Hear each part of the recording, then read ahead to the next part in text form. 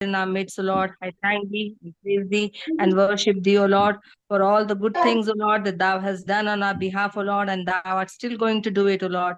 I thank thee and praise thee, O Lord. We are grateful for thy unwavering and thy boundless love, which sustains us as we strive to fulfill the purpose that you have created us for. May thy Holy Spirit empower us to carry out thy will with courage and steadfastness, and may our lives, O Lord, be a reflection for thy glory and thy grace. O Lord, thy word says in Habakkuk 2:3, for the vision is yet for an appointed time, but at the end it shall speak and not lie. Though it tarry, wait for it, because it will surely come, it will not tarry, thy word says. O Lord, thank thee and praise thee, O Lord, for all the promises in thy word is yea and amen. We uphold thy servant, Uncle G.K. Johnson, into the mighty hands. Today's topic being after 6 days. O Lord, anoint him afresh this evening. Thou may speak to us in a new way, in a fresh way. Reveal unto us the hidden mysteries of thy word. Let thy word that we hear penetrate into our hearts, and we may be able to examine ourselves and see where we stand in the light of thy word, and be prepared for thy coming, O Lord Jesus. As we sing of the praises and hymns and meditate upon thy word, thy unseen presence may go with us, O Lord. I pray unto thee, lead us and guide us, O Lord. Commit Esther into the loving hands in her singing, and Sister Uma in reading thy word, binding all the seen and unseen powers of darkness in the mighty name of Jesus, and bring it at the nail pierced feet. Thou may keep each one of us under the fresh sprinkling of thy precious blood upon our spirit, soul, and body. I pray unto thee, committing and commending ourselves into the loving hands. We pray this prayer with thanksgiving in Jesus' most precious name. Amen. Amen. Amen. Thank you, sister. Thank you for the prayers. अब हमारे बीच में भाई प्रभु के दास भाई Johnson Solomon हैं, वो final prayer करेंगे, उसके बाद हम गीत सुनेंगे। हम अपने उद्धारकर्ता प्यारे प्रभु यीशु मसीह के नाम से अपने पिता परमेश्वर के बड़े अनूर के सिंहासन के सामने आते हैं। धन्यवाद देते हैं प्रभु, आपने ये अवसर दिया, आपने दाम देकर हमको खरीदा, मसीह के लहू के द्वारा आपने हमको अपनी संतान बनाए, आदर मान दिया कि आपको हे अब्बा हे पिता करके पुकार सकें।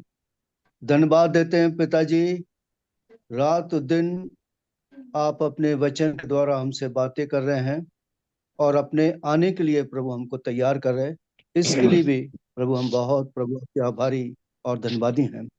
प्यारे पिताजी, आपके दास भाई जी के जॉनसन भाई के लिए प्रार्थना करते हैं। आपके दास को भी आत्मा का बड़ा अभिषेक दीजिए, आत्मा से परिपूर्ण करें, पावर ऑफ रिजरेक्शन, आपकी ज्योति सामर्थ उनके शरीर में कार्य करें, और पिताजी उनके देह प्राण आत्मा की प्रभु आप और भी रक्षा करें, अपने लहू की आड़ में छुपाइए। पिता, अब तक आपने उनको संभाला, धन्यवाद देते हैं, आगे भी संभालिए, यही प्रभु जी आपसे प्रार्थना करते हैं। पिताजी, आप अल्फा और ओमेगा हैं, और पिताजी इस मीटिंग का भार भी आप ही के घायल और सामर्थी हाथों में सौंपते हैं।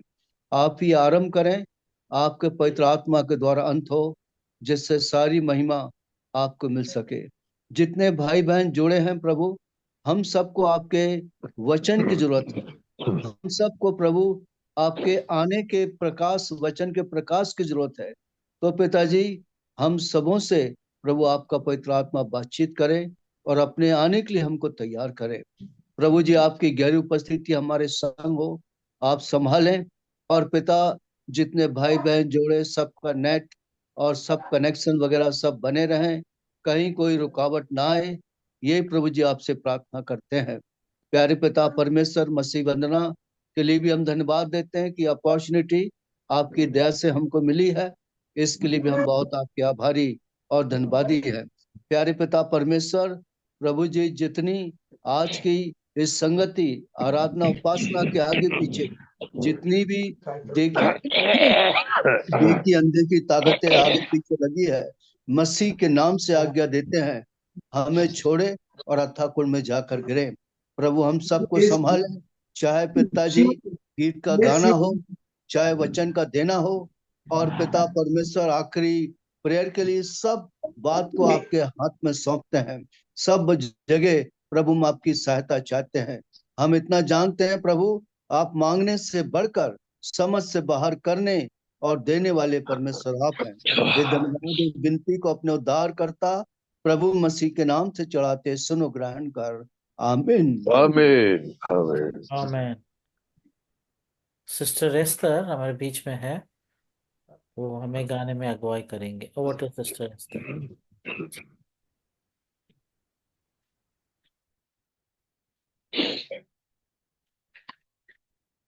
तो Praise the Lord. आइए Sorry.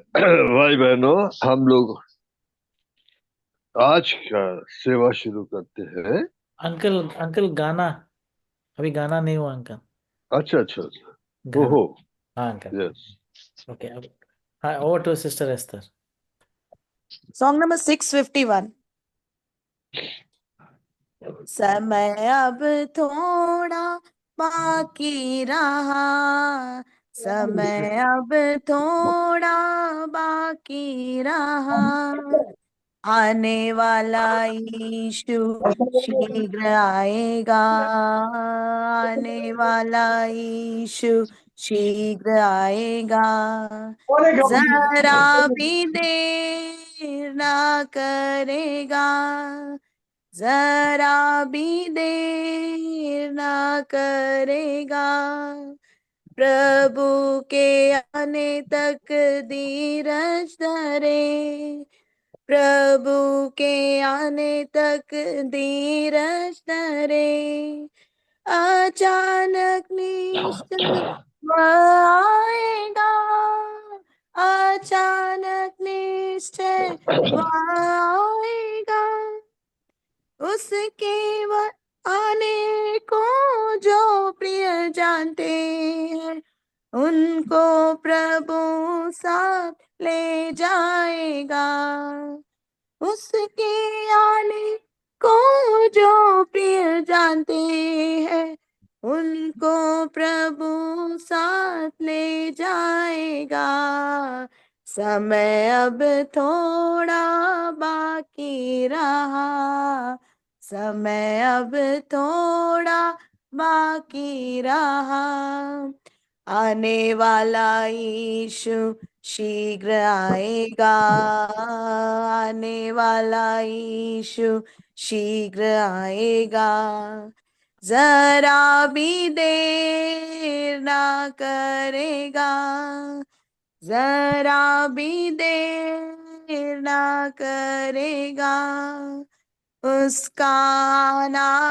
अब नजदीक जानकर, उसका आना अब नजदीक जानकर, संगति में हम बने रहे, संगति में हम बने रहे, उसके वचन का पालन करें हम, उसकी हम करते हैं प्रतीक्षा, उसके वचन का पालन करें हम, उसकी हम करते हैं प्रतीक्षा, समय अब थोड़ा बाकी रहा, समय अब थोड़ा बाकी रहा, आने वाला यीशु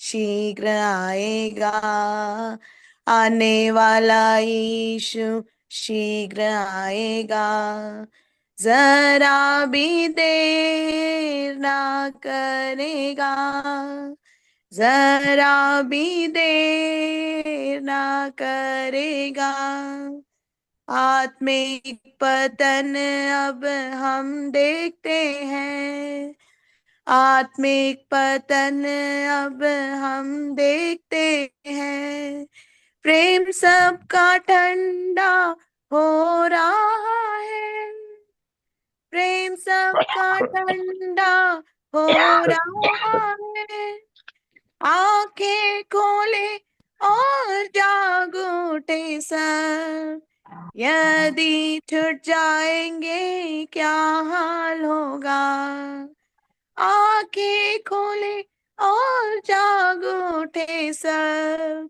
यदि छूट जाएंगे क्या हाल होगा। समय अब थोड़ा बाकी रहा, समय अब थोड़ा बाकी रहा।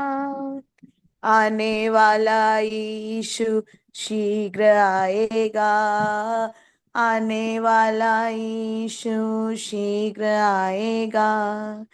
जरा भी देर ना करेगा, जरा भी देर ना करेगा। विश्वासी सब अपने धुन में आ जाए, विश्वासी सब अपने धुन में आ जाए। कोई जागते और कोई सोते हैं, कोई जागते और कोई सोते हैं। उठाए जाएंगे जागने वाले, तब रहने वालों का क्या हाल होगा।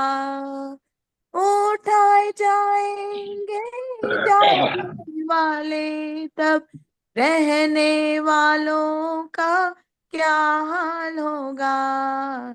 समय अब थोड़ा बाकी रहा, समय अब थोड़ा बाकी रहा।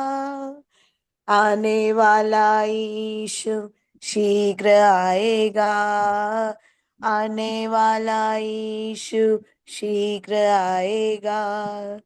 जरा भी देर ना करेगा, जरा भी देर ना करेगा।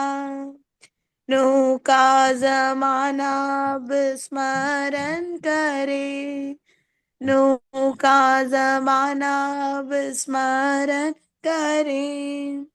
पश्चाताप के द्वारा सब ठीक ठाक करें, पश्चाताप के द्वारा सब ठीक ठाक करें।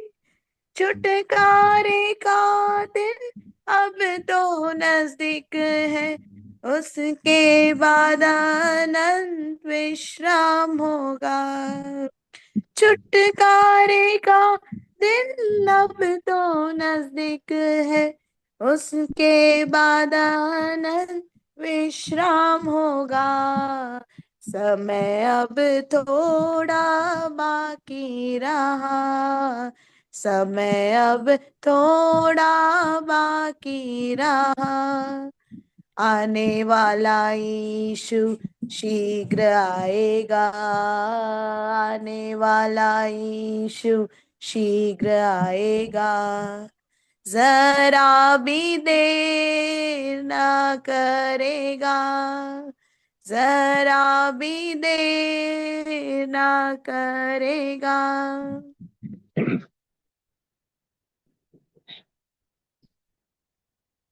Thank you sister. आप हमारे बीच में प्रभु के दास जी के जॉनसन अंकल है, हम उनके द्वारा आज का प्रभु का संदेश सुनेंगे।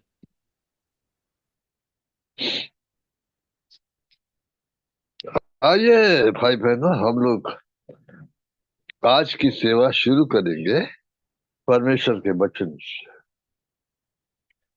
मरकुस की किताब 9वां अध्याय दूसरी आयत पढ़ेंगे। Mark chapter 9 verse 2।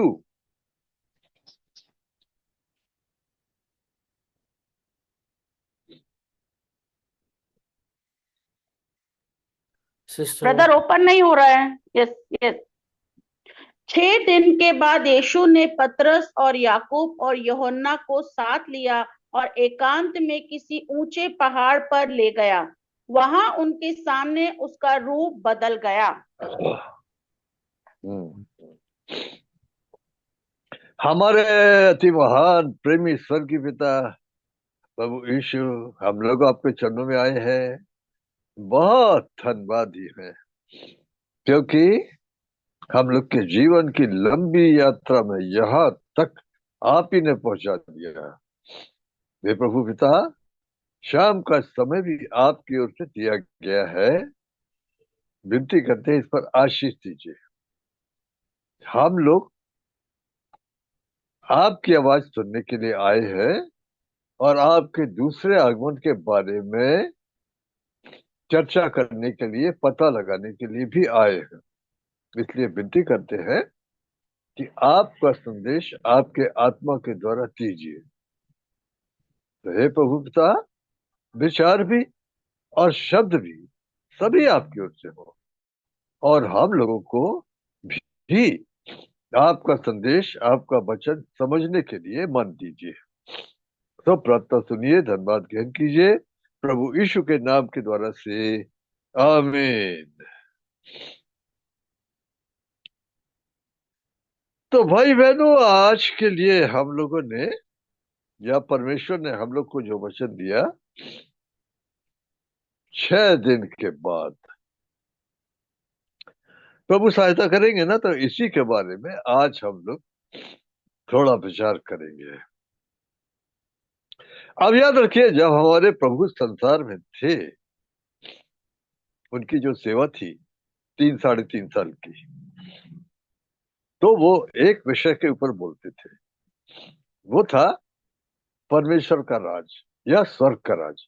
उन्होंने सेवा, प्रभु यीशु ने सेवा शुरू की थी इसी प्रकार से, जैसे मत्ती 4:17 पढ़िए।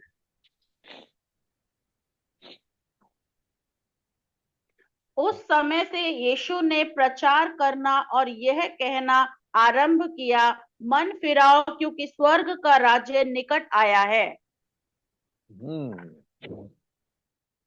फिर आपने देखा,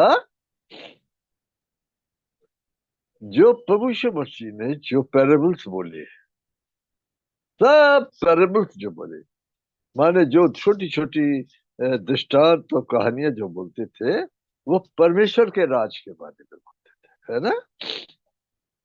बोलते हैं मत्ती 13 में 7 पैराबल्स है, 7 पैराबल्स, और किंगडम ऑफ गॉड, यही विषय था हमारे प्रभु का सबसे प्यारा विषय और सबसे मुख्य विषय। इसी विषय पे वो बात करते थे। और थोड़ा सा देख ले, लूका 9वां अध्याय 11वीं आयत पढ़ेंगे। लूका 9:11 पढ़ेंगे। यह जानकर भीड़ उसके पीछे हो ली और वह आनंद के साथ उनसे मिला, और उसने परमेश्वर के राज्य की बातें करने लगा, और जो चंगे होना चाहते थे उन्हें चंगा किया। तो जो टॉपिक या जो विषय जिसके ऊपर प्रभु यीशु लगातार बोलते रहे, वो था किंगडम ऑफ गॉड या किंगडम ऑफ हेवन। फिर आप देखिए, जब प्रभु यीशु जी उठे, और तब भी वही बोलते थे। प्रेरितों के काम 1 अध्याय 3 आयत। उसने दुख उठाने के बाद बहुत से पक्के प्रमाणों से अपने आप को उन्हें जीवित दिखाया, और 40 दिन तक तब वह उन्हें दिखाई देता रहा और परमेश्वर के राज्य की बातें करता रहा। ये जी उठने के बाद भी वही बातें करते रहे। कितना मुख्य विषय है ना, स्वर्ग का राज, परमेश्वर का राज। और क्यों आए थे? मेरे हमको ले जाने के लिए। उनका प्रेम ऐसा है, वो वहां अकेले नहीं रहना मांगते, वो हम सबके साथ रहना मांगते।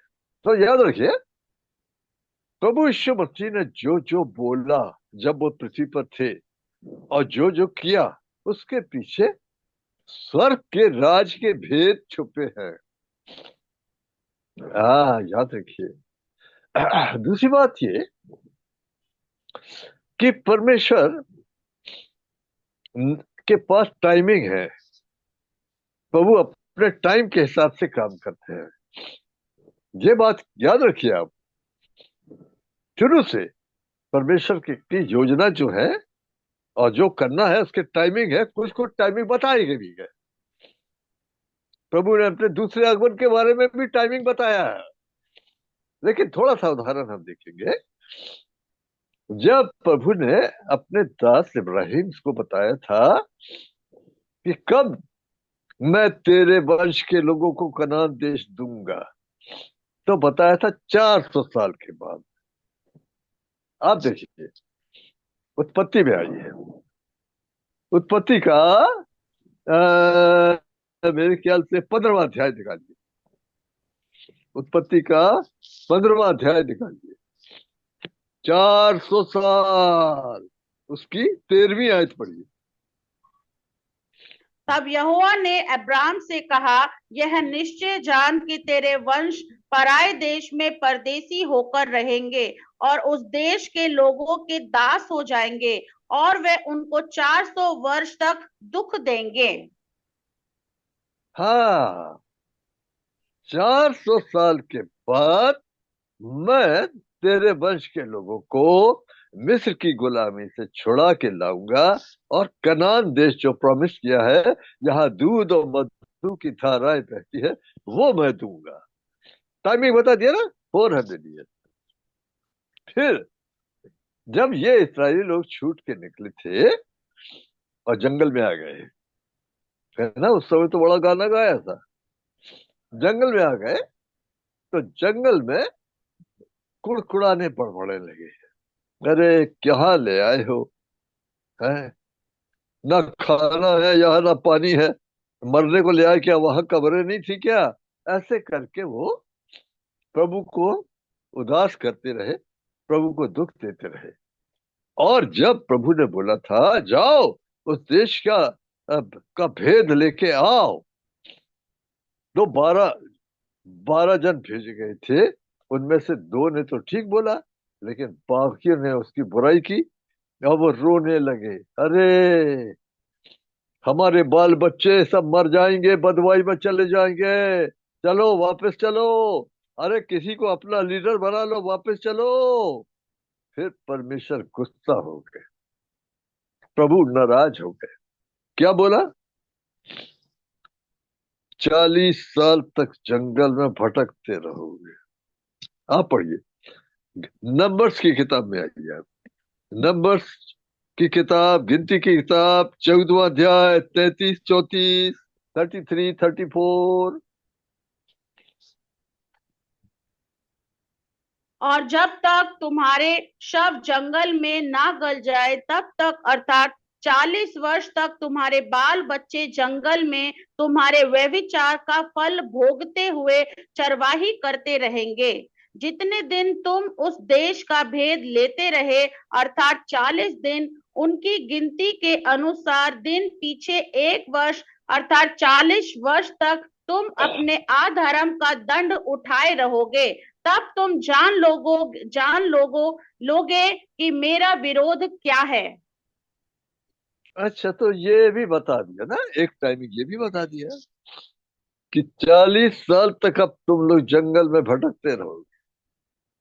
उस पुरानी पीढ़ी के लोग जो 20 साल से ऊपर गिने गए थे, खत्म हो गए, जंगल में ढेर हो गए। पुरानी पीढ़ी में से खाली 2 जन, कालेब, यहोशू और कालेब। प्रभु ने बोला ये लोग, इनको मैं ले जाऊंगा, ये मेरे पीछे पूरी रीति से पीछे चले हैं, इनको मैं उस देश में ले जाऊंगा। और बाकी सब खत्म हो गए। याद रखिए, 6 लाख गिने गए थे। ये रेशियो तो डराने वाला है ना। इस रेशियो को सुन के कभी कभी डर आता था, क्या क्या मेरा नंबर आएगा कि नहीं आएगा। खैर, वो छोड़ दीजिए। अगर रेशियो की आप बात करते हैं, तो जब हमारे प्रभु ने अपने आगमन के बारे में मत्ती 25 में दृष्टांत बोला, तो क्या बोला? 10 कुमारियां। कौन है वो? अरे वो सब प्रभु के लोग हैं, विश्वासी हैं, पर उसमें से 5 मूर्ख और 5 किया गया। तो 5 चली गई, 5 रह गई। अभी क्या गाना गाया? गाना क्या गाया? अरे छूट जाएंगे तो क्या हाल होगा। हाँ, छूट जाने से हाल खराब तो होगा। मुक्ति नहीं चिंता है, नहीं, मुक्ति तो दिया, अनंत जीवन तो दिया है। तो याद रखिए। अच्छा, तो वो भी टाइम निकल गया। फिर इसके बाद आप देखिए, जब आखिरी राजा, यहूदियों का आखिरी राजा कौन था? सिद्किय्याह था। उस समय क्या करते थे? स्वर्ग की रानी, बाल देवता, फलाने देवता, मूर्ति पूजा करने लगे। परमेश्वर ने अपने दासों को भेजा, जर्मिया को भेजा, नहीं मानते थे। फिर क्या किया? फिर बाबुल के द्वारा चढ़ाई कराई। नबूकदनेस्सर, बाबुल का राजा, कब वो नगर ले लिया गया, आग लगा के फूंक दिया। सुलेमान का मंदिर था, आग लगा के फूंक दिया। और फिर वो बंधुआई के बारे में बता दिया कि ये लोग 25 साल तक, टाइमिंग वहां भी बता दिया, 25 साल तक ये लोग वहां रहेंगे।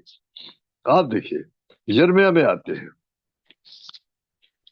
यिर्मयाह नबी में आते हैं, और माफ करिए, उसमें नहीं, 70 साल की गुलामी, आई एम सॉरी, वो गुलामी 70 साल की है। यिर्मयाह चैप्टर 25 में आइए आप। यिर्मयाह चैप्टर 25 वर्स 11। सारी जातियों का यह देश उजाड़ ही उजाड़ होगा, और ये सब जातियां 70 वर्ष तक बेबीलोन के राजा के अधीन रहेंगी। हाँ, कई जातियां, खासकर इसराइली भी 70 साल तक रहे। अच्छा, लेकिन हमारा विषय जो है वो है कि परमेश्वर का राज कब आएगा। वह बहुत पहले से पूछते रहे इसके बारे में, है ना? ऐसा नहीं कि परमेश्वर, जब इतना इंपॉर्टेंट विषय है जिसके लिए प्रभु आए, अपना जान दिया, लोगों को बुलाया, क्या उसके बारे में टाइमिंग नहीं बताएंगे? बताया, पर दिन नहीं बताया। याद रखिए इस बात को। कोई विश्वासी ऐसा नहीं बोल सकता है कि प्रभु हमको कुछ पता नहीं था। आप अगर पहले से कुछ बता देते तो हम तैयार होते। नो, आपने जानने की कोशिश ही नहीं की। तो याद रखिए, आज का जो हमने विषय निकाला उसमें ऐसा प्रभु ने क्यों बोला। आज फिर आ जाइए, मरकुस 9 में 1 और 2, दो आयतें पढ़ दीजिए। मार्क चैप्टर 9 वर्स 1 और 2। उसने उनसे कहा, मैं तुमसे सच कहता हूँ, जो यहाँ खड़े हैं उनमें से कोई कोई ऐसे हैं कि जब तक परमेश्वर के राज्य को सामर्थ सहित आया हुआ ना देख ले, तब तक मृत्यु का स्वाद कदापि ना चखेंगे। 6 दिन के बाद यीशु ने पतरस और याकूब और यूहन्ना को साथ लिया और एकांत में किसी ऊंचे पहाड़ पर ले गया। वहां उनके सामने उनका रूप बदल गया। ऐसा है, तो परमेश्वर के राज के बारे में बोला ना। कौन खड़े थे? वो चेले खड़े थे। कोई कोई नहीं मरेगा। कब तक नहीं मरेगा? जो खड़े हैं इनमें से कोई कोई उस समय तक नहीं मरेगा जब मृत्यु का स्वाद नहीं चखेगा, जब तक कि परमेश्वर के राज को सामर्थ तहत आया हुआ ना देख ले। ऐसा बोलने के बाद 6 दिन के बाद प्रभु पतरस, यूहन्ना और याकूब को एक ऊंचे पहाड़ पर ले गया। आपने उसको पढ़ा होगा ना? उसको जरूर पढ़िएगा, बड़ा भेद छुपा है ना। 6 दिन के बाद क्या सीन था? वो परमेश्वर के आने वाले राज का सीन था। ऊपर क्या सीन था? ऊपर एक सीन दिखाया गया था, ऐसा होगा। वहां क्या हुआ? उसका रूप बदल गया, उसका सूरज, उसका मुख चमकने लगा, उसके कपड़े चमकने लगे। और क्या हुआ? और वहां मूसा और एलिया आ गए। आइए मरकुस 9 का पढ़े, 9वें आयत पढ़िए, उसकी तीसरी आयत पढ़िए। और उसका वस्त्र ऐसे चमकने लगा कि यहाँ तक उज्जवल हुआ कि पृथ्वी पर कोई धोबी भी वैसा उज्जवल नहीं कर सकता। ये हुआ, ऐसा है। हाँ, वो प्रभु से बातें करते थे। ये क्या बताने के लिए, या ये घटना क्या बताती है? ये घटना ये बताती है, या इसके द्वारा प्रभु हमको, लोगों को ये बताना मांगते हैं कि तुम जो पूछते हो कि परमेश्वर का राज कब आएगा, 6 दिन के बाद आएगा, ऐसा। हाँ, तो याद रखिए वचन में क्या भेद बताया गया। देखो मैं तुमसे भेद की बात बता रहा हूं। पतरस ने क्या बोला? दूसरा पत्रस तीसरा अध्याय 8वीं आयत पढ़िए। दूसरा पत्रस तीसरा अध्याय 8वीं आयत पढ़िए। हे प्रियो, ये बात तुमसे छिपी न रहे कि प्रभु के यहाँ एक दिन 1000 वर्ष के बराबर है और 1000 वर्ष एक दिन के बराबर है। ऐसा है? अच्छा, तो इससे क्या समझेंगे? इससे मतलब ये कि परमेश्वर का राज 6000 साल के बाद आएगा। हाँ, कहाँ से? अरे जब से आदम बना और पाप आ गया और बिगड़ गया, उसके बाद से परमेश्वर ने, प्रभु ने काम करना शुरू किया। काम खत्म हुआ, खत्म हो जाएगा, परमेश्वर का राज आएगा कब? 6000 साल के बाद। अच्छा, मैंने बताया कि क्या प्रभु ने अपने लोगों को कुछ भी नहीं बताया? अरे बहुत बताया। मैं आपको बताऊं कि अगर आप, या ऐसे हैं प्रभु के लोग हैं जो समझ रहे हैं कि कहाँ पहुंच गए, अगर आप उनमें से हैं तो बड़ी धन्यवाद है। कुछ लोग समझ गए। क्या समझ गए? कि कहाँ पहुंच गए, प्रभु का कहना कितने कितने दिन आ रहा है। आप देखिए, मत इब्रानियों की पत्री 10वां अध्याय 25वीं आयत पढ़िए। इब्रानी 10 का 25 पढ़िए। और एक दूसरे के साथ इकट्ठा होना ना छोड़ो, जैसा कि कितनों की रीति है, पर एक दूसरे को समझाते रहें, और जो जो उस दिन को निकट आते देखो, त्यों तो और भी अधिक यह किया करो। हाँ, क्या यह मेरे आपके बारे में बोला जा सकता है क्या? क्या मेरे और आपको लग रहा है कि दिन आ रहा? याद रखिए, ये बड़ी इंपॉर्टेंट चीज है। अगर हम प्रभु यीशु मसीह के दूसरे आगमन के बारे में और परमेश्वर के राज के आने के बारे में बातें करते हैं या जानना मांगते हैं, तो उसमें सबसे बड़ी बात यह है कि समय को पहचान। हाँ, हे भाइयों, कई तो अंधेरे में, कई तो फंस जाएंगे। याद रखिए वो गाना जो गाया ना कि छूट जाएंगे, लगता तो है कि कई छूट जाएंगे। आप देखिए, मैं आपको बताऊं, पहला थिस्सलुनी 5वें अध्याय में आइए। पहला थिस्सलुनी 5वां अध्याय 4थी आयत पढ़िए, वर्स 4। पर हे भाइयों, तुम तो अंधकार में नहीं हो कि वह दिन तुम पर चोर के समान आ पड़े। ऐसा? वो दिन माने, अरे जब प्रभु यीशु मसीह का दिन, द डे ऑफ क्राइस्ट, जब यहोवा का दिन आ रहा है, हाँ, तुम तो अंधेरे में नहीं हो कि तुम्हारे ऊपर चोर की नहीं पड़े। मैंने फिर आपको बताया कि मेरे और आपको इन दोनों में कैसा होना चाहिए। मेरे और आपको ऐसा होना चाहिए कि हमको दिन एग्जैक्ट, एग्जैक्ट डे हमको पता नहीं है, इतना हमको पता है कि दिन आ रहा है। याद रखिए। अब आप बोलेंगे कि कोई कोई यहाँ खड़े हैं, प्रभु ने ऐसा क्यों बोला? चेले तो खड़े थे, फिर सब चेलों को तो नहीं ले गया, तो कोई कोई यहाँ खड़े हैं। याद रखिए, इससे मालूम पड़ता है कि विश्वासियों में से जाने वाले कुछ लोग हैं, पर छूट जाने वाले भी लोग हैं। हे भाइयों, तुम तो अंधेरे में नहीं हो, पर हाँ, कई हमारे विश्वासी भाई अंधेरे में है। क्यों? उनका ध्यान ही नहीं वहां, और वो दिन उनके ऊपर चोर की नहीं आने वाला है। प्रकाशित वाक्य 3 का 3 पढ़िए। प्रकाशित वाक्य 3रा अध्याय 3री आयत पढ़िए। इसलिए स्मरण करके तूने कैसी शिक्षा प्राप्त की और सुनी थी, और उसमें बना रहे और मन फिरा। यदि तू जागृत ना रहेगा तो मैं चोर के समान आ जाऊंगा, और तू कदापि ना जान सकेगा कि मैं किस घड़ी तुझ पर आ पड़ूंगा।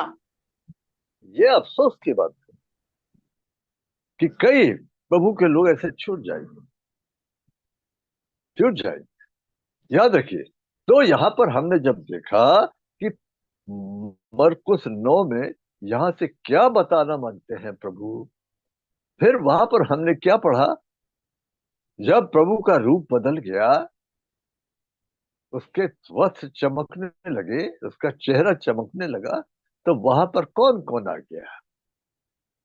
कौन दो जन आ गए वहां? वहां पर मूसा और एलिया आ गए। तो रैप्चर के टाइम में क्या होगा? रैप्चर के टाइम में ऐसे ही होगा। कैसा? मूसा किसको बता रहा? मूसा किसको दिखाता रहा यहाँ पे?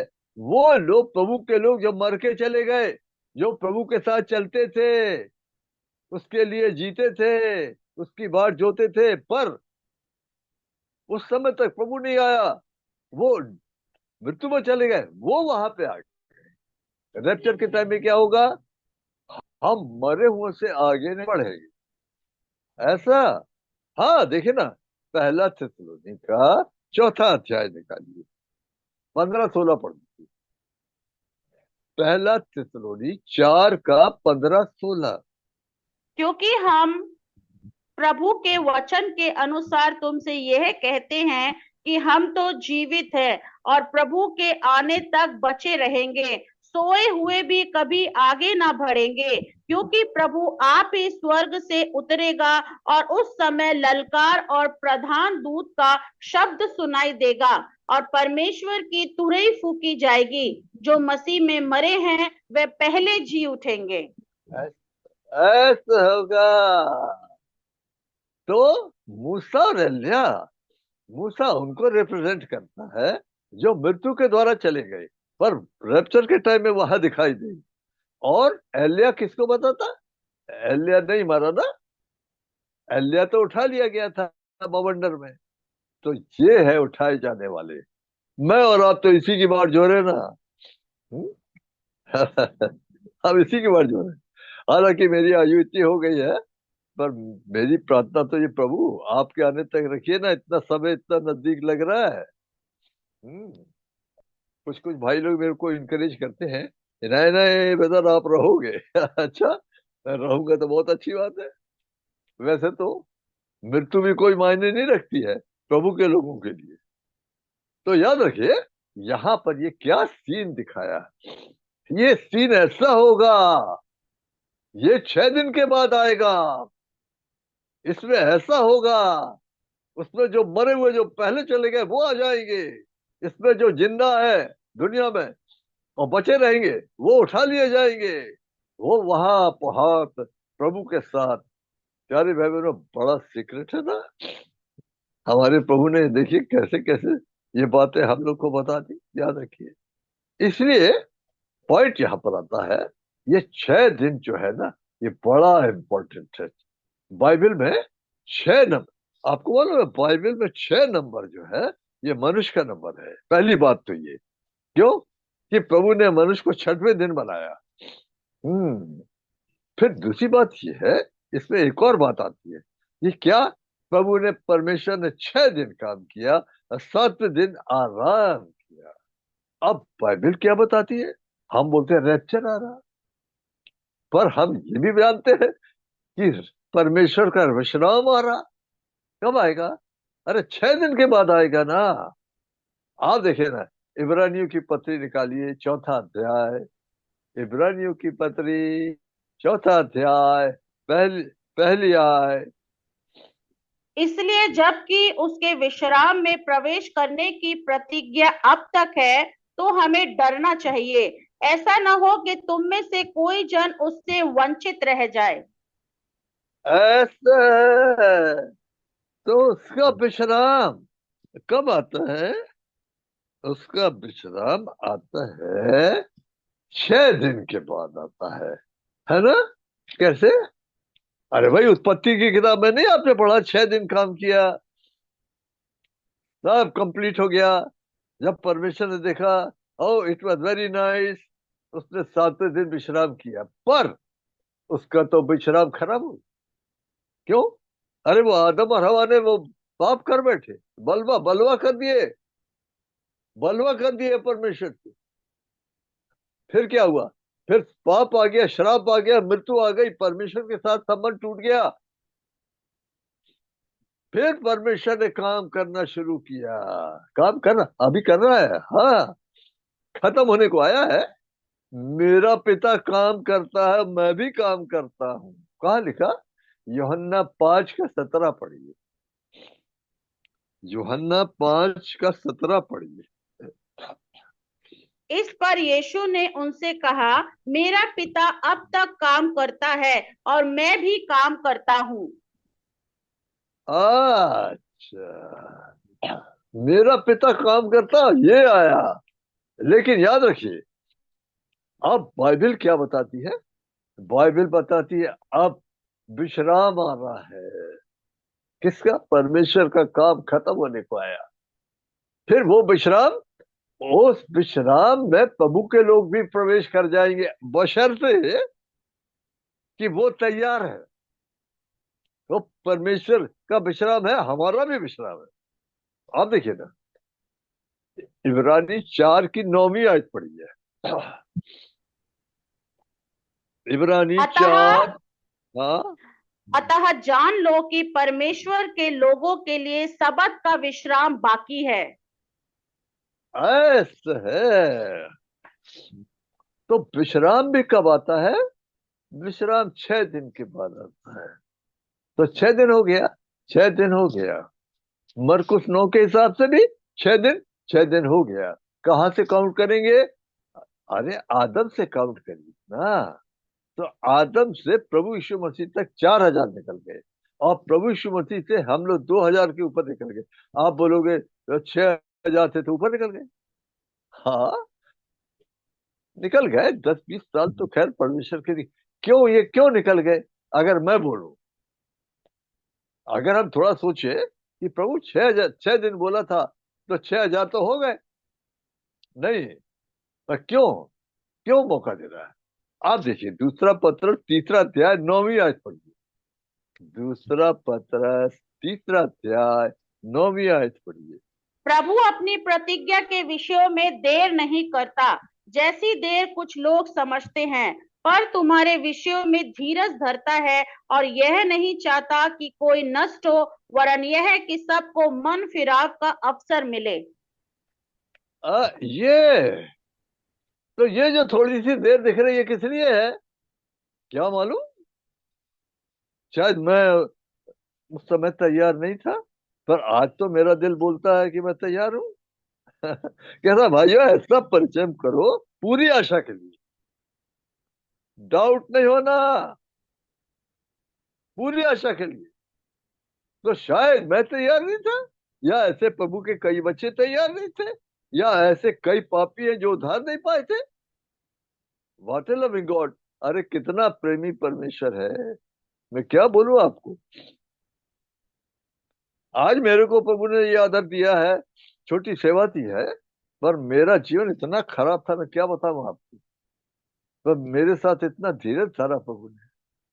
कोई और होता ना, तो कब से मेरे को निकाल के अलग कर देता। पर कितना, कितना प्रेमी प्रभु है। आपसे और मेरे से कितना प्रेम करता। तो क्यों, क्यों ठहरा रहा, क्यों टाइम दिया? इसलिए क्योंकि ले जाना मांगता है ना। आज भी जो मौका मिल रहा ना, ले जाना मांगता है। याद रखिए, आगे एक समय आ रहा है, मैं बताऊं आप,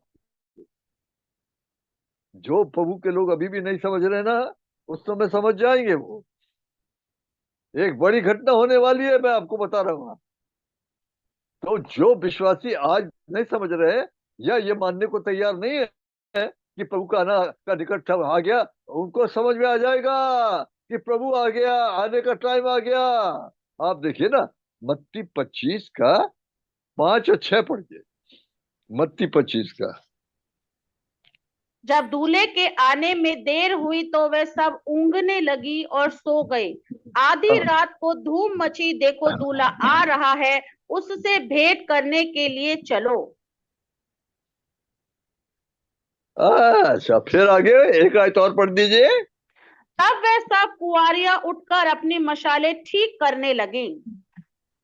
ऐसा है ना, मैं बता रहा हूं आपको, जो प्रभु के लोग अभी तक ये नहीं समझ पा रहे हैं या ये विश्वास उनको नहीं है कि अभी टाइम है।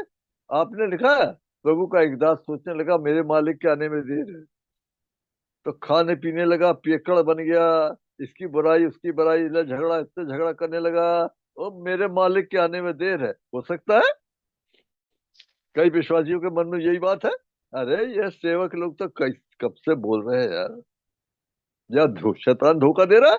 लेकिन याद रखिए, उस घटना के बाद लिखा सब कुंवारियां जागी और तैयारी करने लगी।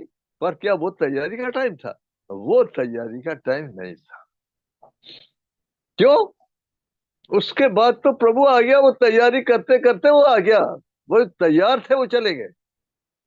तो याद रखिए, हम लोग जब प्रभु यीशु मसीह के दूसरे आगमन के बारे में बात करते हैं, एक तो आज हमने टाइमिंग के बारे में देखा, 6 दिन के बाद, भूलिए नहीं, 6 दिन के बाद परमेश्वर का भी विश्राम आ रहा है। 6 दिन के बाद हमारे लिए भी विश्राम आ रहा है। 6 दिन के बाद 6000 पार हो गया, थोड़ा टाइम दिया जा रहा है।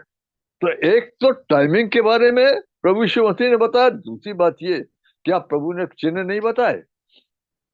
क्या प्रभु के चेलों ने नहीं बोला कि प्रभु हमको चिन्ह बताइए? चिन्ह नहीं बताए क्या? आप देखिए ना, मत्ती 24 की तीसरी आयत पढ़ी, मत्ती 24 उसकी तीसरी आयत पढ़ी। जब वह जैतून पहाड़ पर बैठा था तो चेलों ने एकांत में उसके पास आकर कहा, हमें बता कि ये बातें कब होंगी, तेरे आने का और जगत के अंत का क्या चिन्ह होगा। देखिए, चिन्ह पूछा ना, तो क्या प्रभु ने बोला नहीं मैं चिन्ह नहीं बताऊंगा?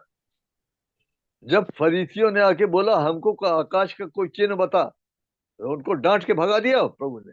बोला इस युग के बुरे और व्यभिचारी लोग चिन्ह ढूंढते हैं, इनको कोई चिन्ह नहीं दिया जाएगा। लेकिन जब चेलों ने पूछा कि हमको चिन्ह बता, कितना डिटेल में बता दिया। अभी समय नहीं है कि हम वो सब चिन्हों के बारे में बातें करें, पर मेरा पॉइंट ये है, क्लियर साइन दिख रहे हैं, जिसकी आंखें हैं वो देख ले। या प्रभु ने बोला जिसके कान वो सुन ले। किसको बोला? अरे कलीसिया को, अपने लोगों को।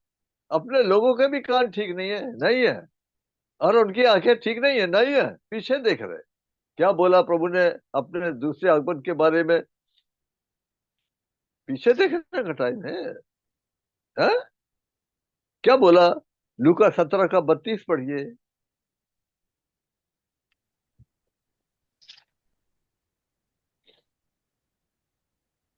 लूत की पत्नी को स्मरण रखो। अपने दूसरे आगमन के बारे में बोलते हैं, फिर ऐसे क्यों बोले? लूत की पत्नी को याद रखो। क्या ऐसा अगर तुमने पीछे देखा ना, तो तुम्हारा भी यही हाल होगा। याद रखिए, ये टाइम नहीं है। अरे जब तुरी बजेगी और प्रभु के आने का टाइम होगा, तो पीछे देख रहे कि सामने देख रहे? सामने देखोगे कि पीछे देख रहे? वो ठीक नहीं किया, अब याद आ रहा है, किसी के साथ संबंध है, कोई बेईमानी किया है, कोई झूठ बोला, नहीं, कोई संबंध ठीक नहीं है, प्रभु की आज्ञा नहीं माना, प्रभु बता रहे थे मैंने नहीं सुना, कुछ देने को बोल रहे थे मैंने नहीं दिया, अभी टाइम आया और टाइम नहीं है। पीछे देखने वाले गए, नमक का खंबा बने। प्यारे भाई बहनों, जब हम समय के बारे में और चिन्हों के बारे में बातें करते हैं, तो चिन्ह तो भरे पड़े हैं, चिन्ह है। और प्रभु ने अपने सेवकों को और हम लोगों को मौका दिया कि हम चिन्हों के बारे में बातें करें, और हम बातें करते चले आ रहे हैं। हाँ, और अगर मैं गलती नहीं करता हूं, तो प्रभु के आने का सबसे मुख्य साइन, चिन्ह जो है, श्योर साइन, वो फिक्ट्री है, फिक्ट्री है। हाँ, आप मत्ती 24 का देखिए ना, 32-33, मत्ती 24 का 32 और 33। अंजीर के पेड़ से यह दृष्टांत सीखो, जब उसकी डाली कोमल हो जाती है और पत्ते निकलने लगते हैं, तो तुम जान लेते हो कि ग्रीष्म काल निकट है। इसी रीति से जब तुम इन सब बातों को देखो, तो जान लो कि वह निकट है, वरन द्वार ही पर है। ऐसा तो खाली खाली मैं नहीं बोल रहा हूं, पर दुनिया में जो प्रभु के लोग हैं, जो प्रोफेसी के ऊपर ध्यान दे रहे हैं, भविष्यवाणी के ऊपर, वो इस बात को मानते हैं कि प्रभु के दूसरे आगमन का सबसे मुख्य चिन्ह अगर कोई है तो वो अंजीर का पेड़ है। इसके बारे में तो आप सुन चुके हो, क्योंकि हम लोग पिछले काफी समय से इसके बारे में बोलते आए हैं। ये अंजीर का पेड़ कौन है? अरे ये अंजीर का पेड़ इसराइल है। क्या हमारे प्रभु ने दृष्टांत नहीं बोला? अंजीर के पेड़ के बारे में दृष्टांत नहीं बोला? हाँ बोला। देखिए ना, लूका 13 का 6 से 9 पढ़िए। लूका 13 13वां अध्याय 6 से 9। फिर उसने यह दृष्टांत भी कहा, किसी की अंगूर की बारी में एक अंजीर का पेड़ लगा हुआ था। वह उसमें फल ढूंढने आया, परंतु ना पाया। तब उसने बारी के रखवाले से कहा, देख, 3 वर्ष में मैं इस अंजीर के पेड़ में फल ढूंढने आता हूँ, परंतु नहीं पाता। इसे काट डाल कि यह भूमि को भी क्यों रोके रहे। उसने उत्तर दिया, बस ये देखा, तो ये क्या दृष्टांत है? किसी की दाख की बारी में अंजीर का पेड़ लगा है 3 साल से। प्रभु यीशु मसीह की सेवकाई इस्राएल देश में 3 साल की थी। फल मिला? कोई फल नहीं मिला। फिर क्या हुआ? वो काट डाला गया। कब? सन 70 में काट डाला गया, 80-70 में। और आपको मालूम है ना, एक अंजीर के पेड़ को प्रभु ने श्राप दे के सुखा भी दिया था, अब से कोई तेरा फल न खाए। अगर साइन की बात कर रहे हो, साइन तो बहुत से हैं, पर ये एक मुख्य साइन के बारे में फिर से रिपीट कर रहा हूं कि ये साइन इसराइल का है। और वो सूखा पड़ा था कितने साल? करीब 1900 साल तक वो बंजर और सूखा पड़ा था। फिर क्या हुआ? अरे उसमें पत्ती निकल आई, पत्ती निकल आई। हाँ, 1948 में 14 मई को एक देश, दुनिया में एक देश खड़ा हो गया, इसराइल। पत्ती निकल आई। अरे प्रभु के दासों ने गाना बनाना शुरू कर दिया, अरे पत्ती निकल आई। और दुनिया भर से यहूदी जो छितर गए थे वो वहां पहुंच गए। आज वो देश खड़ा है। हालांकि अभी याद रखिए, परमेश्वर को वहां काम करना है। क्यों काम करना है? क्योंकि वो नहीं मानते ना। काम शुरू कर दिया है, उसके बारे में अगर मौका लगेगा तो हम कभी आगे बात करेंगे। प्रभु ने काम शुरू कर दिया है। क्यों? कब? क्योंकि प्रभु ने बोला था मैं कलीसिया बनाऊंगा। तो जहां तक मैं बता रहा हूं कि जहां तक कलीसिया बनाने का काम था, करीब करीब करीब पूरा हो गया। तब प्रभु ने बोला इसके बाद, किसके बाद? जब मैं अन्य जातियों में से, दुनिया में से अपने लोगों को चुन लूंगा, बुलाऊंगा मेरे को और आपको, उसके बाद कहाँ मिलेगा? अरे भाई, प्रेरितों के काम में आइए। प्रेरितों के काम का 15वां अध्याय निकालिए। प्रेरितों के काम का 15 अध्याय, 14, 15, 16, 3 आयतें पढ़िए। प्रेरितों के काम 15वां अध्याय, 14, 15, 16। शैमोन ने बताया कि परमेश्वर ने पहले पहल अन्य जाति पर कैसी कृपा दृष्टि की कि उनमें से अपने नाम के लिए एक लोग बना ले। इससे भविष्य वक्ताओं की बातें भी मिलती हैं, जैसा कि लिखा है, इसके बाद मैं फिर आकर दाऊद का गिरा हुआ डेरा उठाऊंगा और उसके खंडहरों को फिर बनाऊंगा और उसे खड़ा करूंगा। आपने देखा? अरे वो पतरस से बोलने लगे, तू कर्नेलियस के यहाँ गया, तू अन्य जातियों के यहाँ खाना खाया? अरे उसने बोला, भाई मैं गया, मेरे साथ ये भाई लोग भी गए थे। जैसे पवित्र आत्मा हमारे ऊपर उतरा, उनके ऊपर भी उतरा। अरे तो परमेश्वर ने द्वार खोल दिया ने। हाँ, पहले ये समझ रहे थे कि ये उद्धार सिर्फ यहूदियों के लिए है। खाली यहूदियों के लिए नहीं है, ये सारी दुनिया के लिए है। तो आपको मालूम है, ये प्रभु यीशु के जी उठने के बाद जब यहूदी लोग विरोध करने लगे, चेलों को मारने लगे, उनको प्रचार नहीं करने दे रहे थे, तो परमेश्वर ने क्या बोला? परमेश्वर ने बोला इनको छोड़ दो, इनको क्या करो? इनको बाईपास कर, फिर जाओ चौराहों में, यहाँ वहां जाओ, मेरे लोगों को बुला लाओ। है परमेश्वर ने क्या मत्ती 22 में क्या दृष्टांत दिया? एक राजा ने शादी की, ब्याह अपने बेटे का ब्याह किया, नवथारियों को बुलाया, वो नहीं आते, उल्टे उसके जो सेवकों को मारने लगे। राजा ने क्रोध किया, सेना भेज के उनके नगर को फूंक दिया। सन 70 में रोमियो ने नगर को फूंक दिया। 46 साल जिस पर घमंड करते थे, आग लगा के फूंक दिया।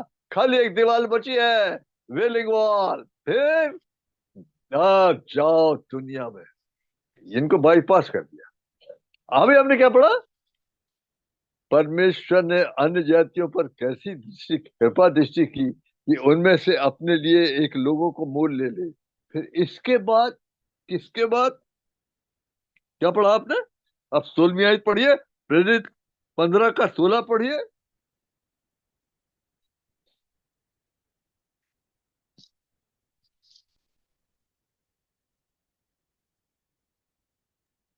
इसके बाद मैं फिर आकर दाऊद का गिरा हुआ डेरा उठाऊंगा और उसके खंडरहारों को फिर बनाऊंगा और उसे खड़ा करूंगा। किसके बाद? अरे अन्य जातियों में से जिनको बचाना है। मैं और आप सब अन्य जातियों में से आए, मेरे बाप दादे सब हिंदू थे, उसमें से हम लोग बचे। इसके बाद, इसके बाद मतलब करीब करीब अन्य जातियों में से जिनको बचना था, करीब करीब वो काम पूरा हुआ। इसके बाद दाऊद का डेरा खड़ा करूंगा, तो खड़ा किया ना। मैंने बताया साइन तो बहुत है। हम अगर इसराइली के बारे में बात करेंगे तो अभी बहुत कुछ बोलने को बाकी है, याद रखिए। और आप इंटरनेट पे भी देखते होंगे, क्योंकि आजकल इंटरनेट पे भी बोलने वाले बहुत हैं, पर सावधान रहना, सभी करेक्ट नहीं है, आपको परखना होगा ये ठीक बोल रहा है कि नहीं बोल रहा। आपको बीरिया बीरिया के विश्वासी बनना पड़ेगा। कैसे थे बीरिया के विश्वासी? आइए मैं आपको बता रहा हूँ। प्रेरितों के काम 17वां अध्याय निकालिए। जब आप ये सब सुनते हैं, इंटरनेट पे देखते हैं, सर आपको कैसे बनना चाहिए? प्रेरितों के काम 17 का 11 पढ़िए। यह लोग तो थिस्सलुनीके के यहूदियों से भले थे और उन्होंने बड़ी लालसा से वचन ग्रहण किया और प्रतिदिन पवित्र शास्त्रों में ढूंढते रहे कि यह बातें यूं ही है कि नहीं। ऐसा होना चाहिए। जो हर कोई बोल रहा सही बोल रहा है, ऐसा नहीं है। आपको देखना होगा वो सच ठीक बोल रहा है कि नहीं बोल रहा। इसलिए आपको वचन का ज्ञान होना चाहिए, इससे आपको सब मिलेगा। आपको परमेश्वर ने अपने वचन में सब हमारे लिए दिया है। हम जानना मांगते हैं, प्रभु यीशु आप कब आ रहे हैं, सब वचन में दिया हुआ है। अभी टाइम नहीं है, टाइम तो खत्म हो रहा। दुनिया कैसी होगी बता दिया, सृष्टि में नेचर में क्या होगा बता दिया, इसराइल में क्या होगा बता दिया, अंत के समय में कलीसिया की कैसी दशा होगी बता दिया, और अंत के दिनों में शैतान क्या करेगा, सब वचन में दिया हुआ है।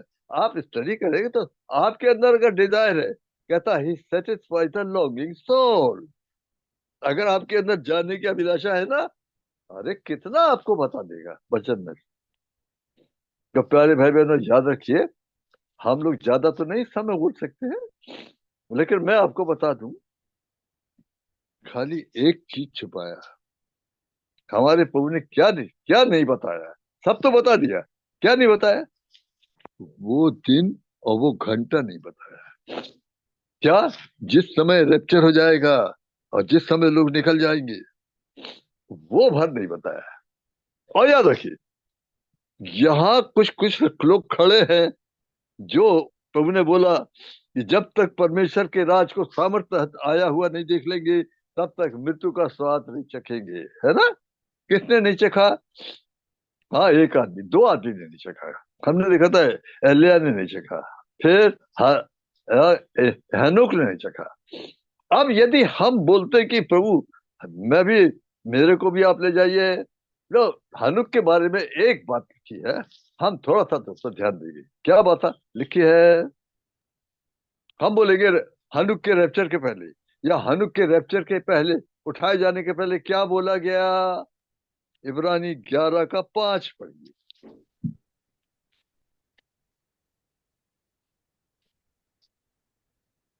विश्वास ही से हानोक उठा लिया गया कि मृत्यु को ना देखे, और उसका पता नहीं मिला, क्योंकि परमेश्वर ने उसे उठा लिया था। और उसके उठाए जाने से पहले उसकी यह गवाही दी गई कि उसने परमेश्वर को प्रसन्न किया है। ये चीज आती है। आपको क्या लगता है? मेरे को क्या लगता है? क्या प्रभु परमेश्वर मुझसे खुश हैं? क्या मैं ऐसा जी रहा हूं? क्या मैं उसको प्यार करता हूं? क्या मैं उसकी आज्ञा मानता हूं? क्या मैं उसके लिए कुछ कर रहा हूं? क्या मैं सचमुच में रात दिन उसकी बाट जो रहा हूं? कई पॉइंट आते हैं, याद रखिए, याद रखिए। इसमें कई पॉइंट मैंने आपको बताया, अभी टाइम नहीं है। थामे रहना, पीछे नहीं देखना, कपड़े साफ होना चाहिए। यहां तक कि मैं आपको बताऊं, अगर वो विश्वासी झूठ बोलता है तो झूठ बोलने वाला भी नहीं जाएगा। देखिए, प्रकाश प्रकाशित वाक्य का 21वां अध्याय, आइए। Don't take it lightly, rapture को हल्का नहीं लेने का है। प्रकाशित चैप्टर 21 वर्स 27। परंतु उसमें कोई अपवित्र वस्तु या घृणित काम करने वाला या झूठ का गढ़ने वाला किसी रीति से प्रवेश ना करेगा, पर केवल वे लोग जिनके नाम मेमने की जीवन की पुस्तक में लिखे हैं।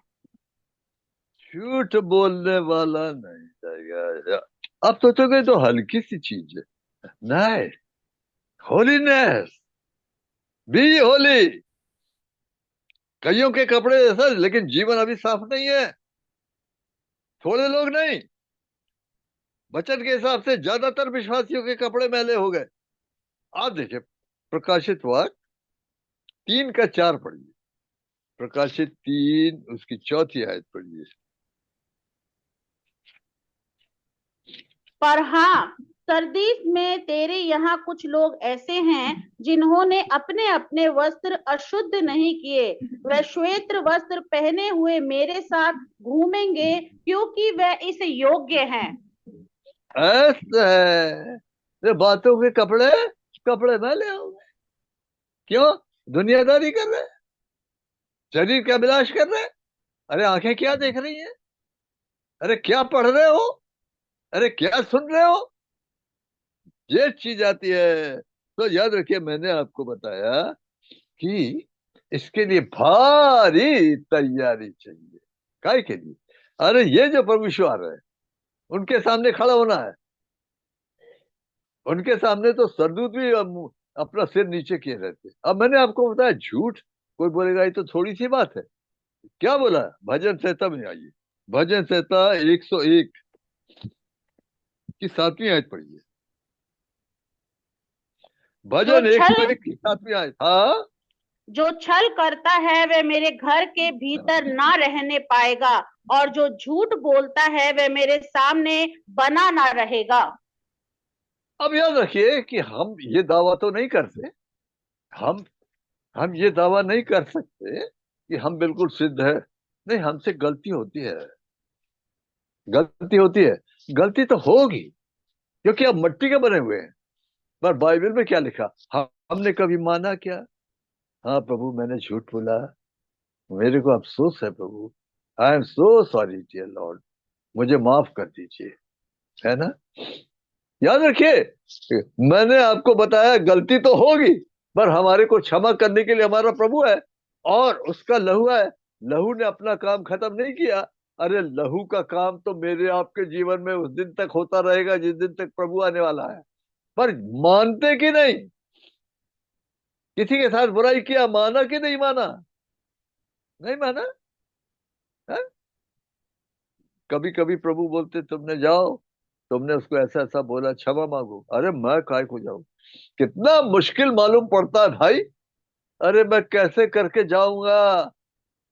मैं कैसे ऐसा बोलूंगा भाई क्षमा करो? अरे मेरे से नहीं होगा, नहीं होगा ना। कोई शॉर्टकट नहीं है भैया, मैं बताऊं आपको, कोई शॉर्टकट नहीं है। अगर तैयार जाना है ना तो ये करना पड़ेगा। आप देखिए, मान ले बोलता है बाइबल में, सबसे बड़ी बात ये आती है, यदि हम मान ले। आप देखिए, पहला यूहन्ना पहला अध्याय 9वीं आयत पढ़िए। पहला यूहन्ना पहला अध्याय, यूहन्ना की पहली पत्री पहला अध्याय 9वीं आयत पढ़िए। यदि हम अपने पापों को मान ले तो वह हमारे पापों को क्षमा करने और हमें सब अधर्म से शुद्ध करने में विश्वास योग्य और धर्मी है। आ कब? यदि हम मान लें। अरे पतरस ने पूछा प्रभु से, प्रभु मेरा भाई सात मेरा अपराध करता है तो 7 बार, क्या 7 बार क्षमा करूं? अरे 7 नहीं बोल रहा हूँ, 7 के 70 बोल रहा हूँ।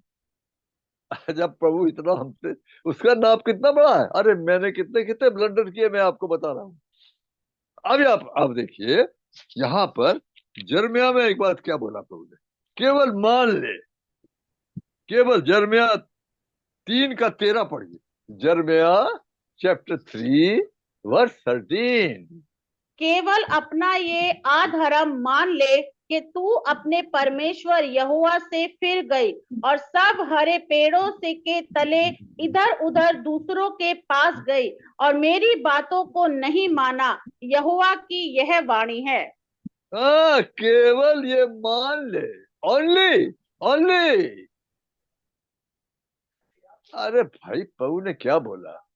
एक विश्वासी कितना भी गिर गया हो, मैं आपको बताऊं, एक सेवक ने बड़ा अच्छा बोला। क्या बोला? पहले तो आप पढ़िए कि इब्रानी 7:25 पढ़िए।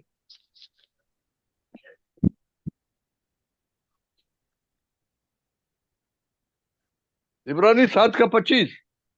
इसीलिए जो उसके द्वारा परमेश्वर के पास आते हैं वह उनका पूरा पूरा उद्धार कर सकता है, क्योंकि वह उनके लिए विनती करने को सर्वदा जीवित है। He is able to save to the uttermost. मैंने आपको बताया, एक सेवक ने बड़ा अच्छा बोला। कैसा? अरे पूरे गटर मोस्ट। अरे वो इतना गिर गया है कि नाली में पड़ा है, लेकिन वहां से भी अगर उठना मांगता है ना, उठा देगा प्रभु। इतना बड़ा प्रभु का धीरज है, मैं क्या बोलूं आपको। प्यारे भाई बहनों, ऐसा हमारा प्रभु है, तो डोंट टेक इट लाइटली। ये जो टाइम दे रहा ना, ये बड़ा प्रभु का धन्यवाद हो। अभी आपको जो जो याद दिलाया जा रहा ना, आत्मा के द्वारा, वचन के द्वारा, तो आप तुरंत मान लीजिए, प्रभु मुझे क्षमा करो। तो याद रखिए, 6 दिन के बाद 6 दिन निकल गया। थोड़ा सा टाइम मेरे और आपको दिया जा रहा है। आज प्यारे भाई बहनों, हम लोग यहीं तक रहेंगे। अगर इस दरमियान प्रभु ईश्वर नहीं आते हैं और फिर अवसर मिलता है, तो फिर हम अपने प्रभु के आने के बारे में बातें करेंगे। प्रभु अपने वचन पर आशीष दीजिए।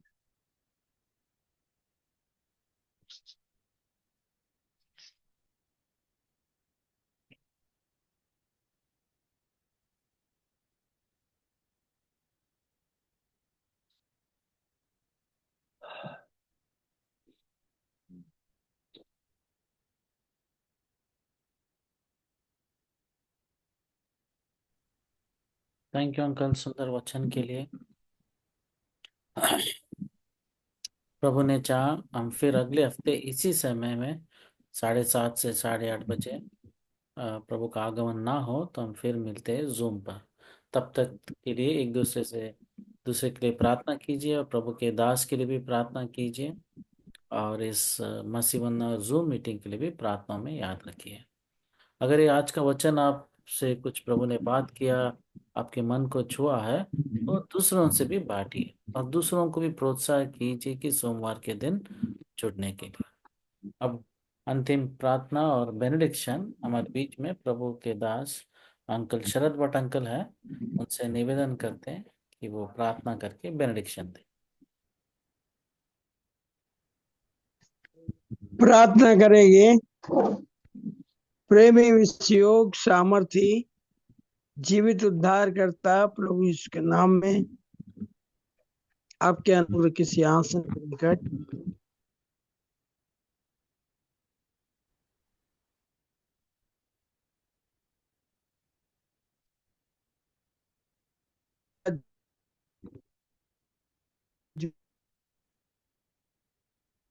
चुके हैं। आप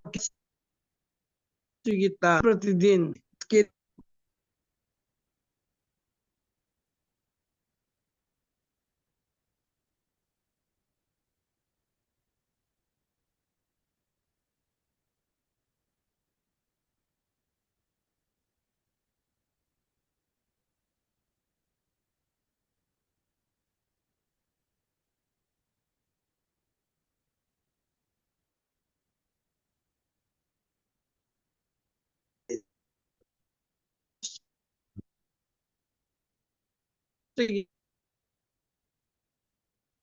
के बारे में बताया गया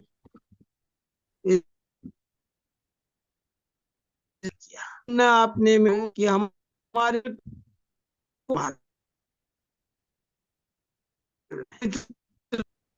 जो वस्त्र के वस्त्र दिए हैं, याग के वस्त्र दिए हैं, पवित्रता के वस्त्र दिए और शादी ब्याह के वस्त्र भी आपने दिया है। सबके लिए हम लाख लाख वंदन करते हैं। प्रभु आपसे मिलने के लिए तैयार है।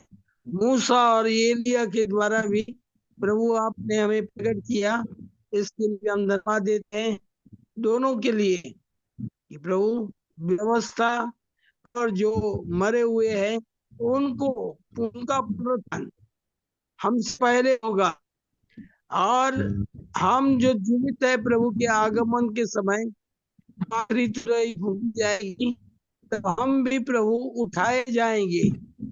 तो के लिए हम बाट जो वाले हो, प्रतीक्षा करने वाले हो और आगमन से हम प्यार करें, प्रभु से प्रेम करें, उसकी आज्ञा पालन करें और प्रभु अचानक चोर सुनाई आ रहा है अपने लोगों को लाने के लिए। इसलिए धन्यवाद देते कि हमें अन्य जाति में से चुन लिया, बड़ा अनुग्रह दिया और आज दिन तक प्रभु आपने संभाला है।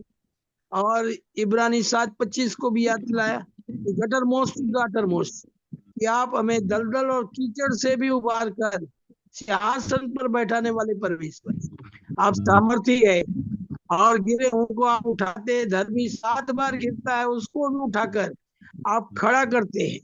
आप हमारे लिए युग युग की चट्टान है, मुक्ति की चट्टान है। धन्यवाद देते हैं प्रभु आपके वचन के लिए और जो वार्निंग चेतावनी भी दी गई उसके लिए भी कि हम उठाए जाने वाले ग्रुप में पाए जाए। इतना बड़ी ग्रुप लो और इसीलिए प्रभु आप सबको तैयार करें और जो छूट जाएंगे उनका क्या हाल होगा वो भी बताया। इसलिए प्रभु आप सतर्क रखे, जागरूक रखे, प्रार्थना में बनाए रखे और सब कुछ जो पवित्र शास्त्र में बताया गया है बिरिया के लोग प्रेषित 17:11 वचन के लिए भी ढूंढ किए, छानबीन करके मालूम किया कि ये बात सच है या नहीं। इसी रीति से झूठे भविष्यवक्ताओं से सबसे बचाए, आपके आगमन के लिए तैयार करें, जागरूक करें। मसीह वंदना की सेवा के लिए भी धन्यवाद देते हैं, अब्राहम भाई के लिए भी धन्यवाद देते हैं और आपके दास भाई जी के जानसन को बढ़ापा में प्रभु आप पुनरुत्थान की सामर्थ कर प्रभु सहाय मदद करते हैं, आत्मा का अभिषेक देते हैं, वचन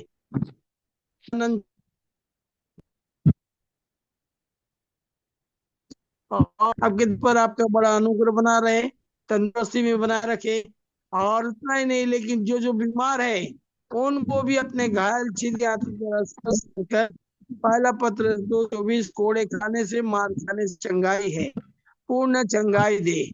इस रीति से जो भेद की बातें हैं उसको और वाले दिनों में कर सके यदि आने में है कुछ अंधकार की देखती अंधे की सारी शक्ति को ये के नाम में बांध देते हैं, लहू के आड़ के नीचे लाते हैं और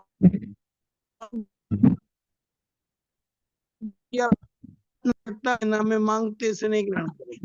आमीन आमीन। और परमेश्वर पिता का अपरंपार प्रेम, प्रभु मसीह का अनुग्रह और पवित्र आत्मा की अखंड सौभाग्य आपसे लेकर सब विश्वासी और मंडली कलीसिया के लोगों के ऊपर जो प्रभु से प्रेम करते हैं उसके आने की बात होते हैं तब तक प्रभु का अनुग्रह पवित्र आत्मा की संगत सबके ऊपर सदा सर्वदा बनी रहे। आमीन आमीन आमीन। जय मसीह। बहुत कुछ है बस जय मसीह की सब भाई बहनों को।